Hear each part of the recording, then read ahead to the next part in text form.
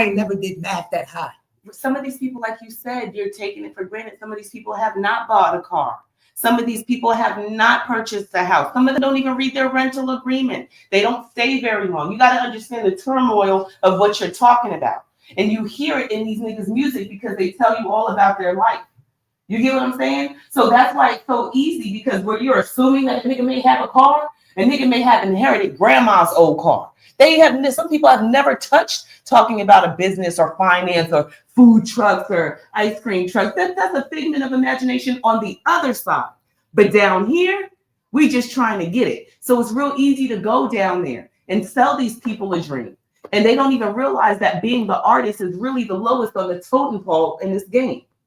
Because they're the ones being exploited. It's like being a pimp, a whole relationship. The artist is the hoe. The artist is the hoe. My nigga, I don't think y'all understand. You work, and you're underpaid. Kimmy, tell these niggas, was I not a devoted artist in this music game? But did I not do my own shows? Yeah, you did. I not do my own music? Like, my nigga, I really wanted to be an artist and be a rapper. Right. And I opened up for some of the biggest niggas in the shit. Until I realized that I'm chasing a fucking loan. Right. I do this myself. Once I realized I was chasing a loan that I can go get myself, I said, fuck music. Once I realized that I was chasing a loan that I can literally go to the bank and get myself, why the fuck would I be chasing a record label to go to the bank and get that loan for me? And then I have to pay back 100 times more on that loan. So know what I realized? I don't want to be the artist no more. Right. I want to be the manager. I want to be the producer. I would rather just sell you the beat for $1,500 and get a percentage off of every time I make it. I would rather just give you the studio time and make you pay me $400 a month for studio time. People that do those types of business. Yes. And that doesn't mean, because like we were watching, what was that guy you was playing the other day? He was like, oh, he's a good producer. I wish he would have rapped a little bit more. But that's exactly it. Young Bird. You throw a Young Bird. Young Bird was the other dude. I'm just trying to get to you, baby. What's that? You was playing the song. I forget. It's probably still an algorithm, but you know, you look at these producers that do things like that, or master the music and put everything together, who are true artists themselves. They can easily get in the limelight, but you would rather be like Harry. You would rather just write, because now you're like, ooh, bro. You know how many musicians that like Carrie Hilson was behind the scenes, right? And then she tried to do her own thing, and then recognize this might be a little bit better back here. But you realize that these niggas get robbed. You niggas don't get paid by the hour to go dance on stage. No, I'm rehearsal hours. You don't get paid for that. This is a waste of my time. I'm trying to get to the bag. I ain't trying to overexert myself. And that's the truth. People learn to work smarter, not harder. So whatever your passion is, her passion probably was writing way more. Bro, to be an artist, you have to have the passion for that. Because once you realize, like New Edition said, when they got their first check and they all got $1. Once you, as an artist, once you realize the first time you realize that everybody get paid before you. Oh, your stylist, everybody get paid before you. You had filet mignon all week. Well, we had to pay him to go get it. And guess what? Guess what else they figure out too? And guess what else they figure out? Filet mignon, when you buy from the restaurant that you went to, that was $31 that they paid for, because the company paid for it, they charged you $61. Mm-hmm. So even your company play you. Yeah. You see what I'm saying? Because they put an interest on everything. They do. They do. Yeah. It's the higher percent because you order more. You know what I'm saying? You have bigger. You're not just a one-off order. So when you order, this is always going to be so the pricing is higher. It's almost like how they used to do with Roadrunner.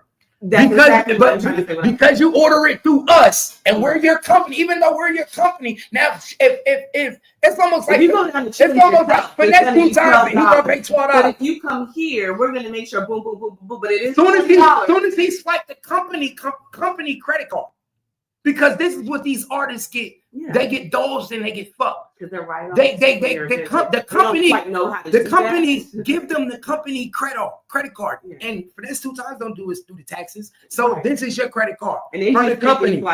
It's like, oh, I'm good. Yeah, you got this much money. They tell you how much you got.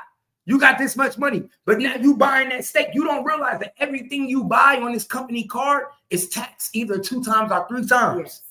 So now you thinking, okay, I paid for this rental car for $1,000 on the company car, but guess what? When they do their quarterly income taxes and they do their shit, they're gonna charge me $5,000 for that car. Because they want to be compensated. Not only do they want to be able to pay back the people that gave them the money, they want some money for allowing you to use the company car. Well, that's exactly how Roadrunner was. In order for us to use these, and that, you know, it's different now because you have Uber Eats, but you had mom and pop stores that were agreeing to this, and we take them to the hospitals, majority of places where people couldn't move, right? But you wanted Chili's, not McDonald's, right? So we go to Chili's in the next 2 to 3 neighborhoods and say, hey, we're going to deliver your food. This is how much we're going to give you, because these restaurants were being paid, and they wanted to be paid more than what the average person was getting paid that came into the store for the convenience. You get what I'm saying? So your $12 meal actually turned into a $20 meal, and you were in a position to pay it. So everything worked out between the restaurant and the commuter, Roadrunner. You get what I'm saying? To the customer. So we had our own restaurant menu book outside of what that was. He created everything. Bro, he could have been a multi-millionaire right now. He made a lot of money, but no, I'm talking about he was like, but before Uber Eats, he created. That. So he could have been making. Right, Roadrunner had their own menu with all of the restaurants in there and the price. That's what I'm saying. So if you looked at the price, because people he was doing it on paper. Like, that piece doesn't sell this for $7. Why are you charging me $11.99? Right. Well, because. And that's ain't no difference in the music business. No. My nigga, you know how many people found out when they thought they was doing music studio time for free in the music business, and then your company was charging you $100,000 studio time, and then you like, hold the fuck up. I did this shit at my homie studio. They was doing that to niggas. Niggas was getting, I swear to God, you guys, any artist. These niggas was, I did that already. These niggas would do an album, right? And get put up an album, do what they do with studio time, and the record label was still charging them for the $100,000, $50,000 studio time for the album, as if they did it in the studio that the label owned.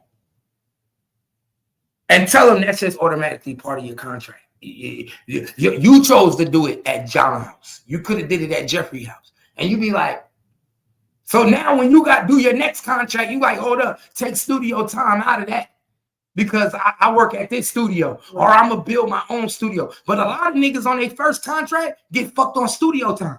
They do. Because they don't even realize. The first contracts to me are always like your fuck contracts. Don't even realize. Right. So Little King getting fucked already there because you putting him in your studio and got him doing it probably for pennies in a bullshit studio when you probably in a contract already got a budget for $60,000 in that studio. That is the music business. That's how it goes.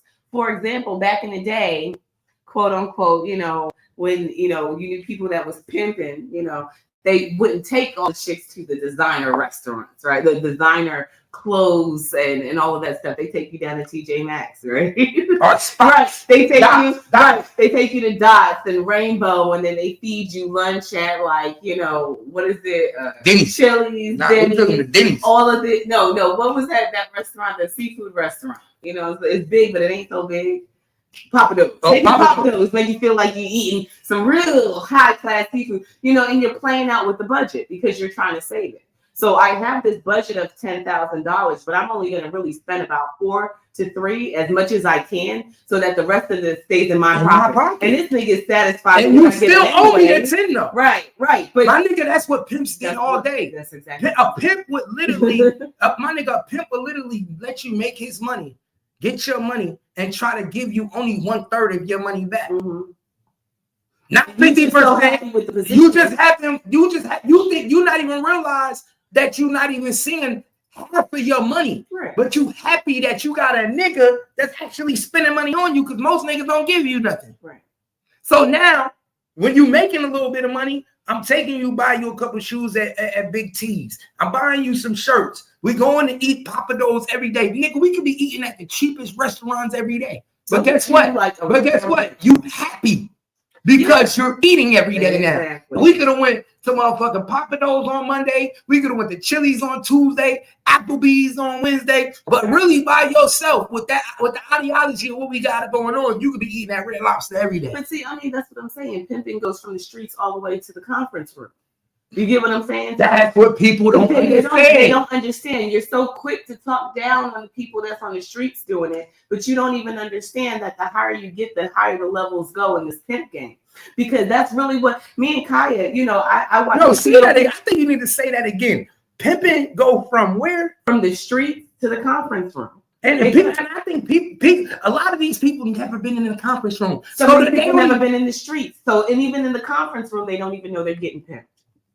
You get what I'm saying? It takes you to get fucked once to start to learn some shit, right? Because they say like with age comes wisdom, all of the things that you want to say. But it only takes like one, don't it say like for one bad breakup, the next nigga you with, you look a little bit different? Mm-hmm. That's what usually happens as you get more and more in this pimp game, this quote unquote pimp game. You get more experience. Because not all the hoes on the street have stayed on the street. Some of them have said, I done been out here for 10 years. I know exactly how this go. You ain't finna do me. And what happens? They get into conflicts with their pimp. They run off and they get their own group of girls. And they say, we're going to do this. Now we got OnlyFans.